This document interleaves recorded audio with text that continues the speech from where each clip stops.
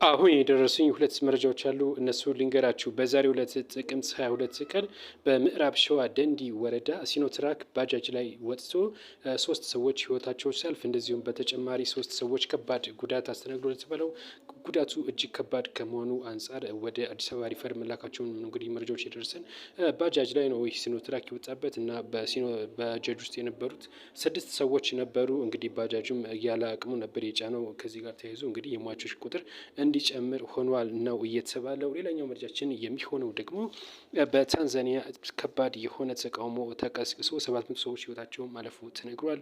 ከምርጫ ጋር በተያያዘ ነው እነዚህ ህይወታቸው ያለፈው ነው የተባለው።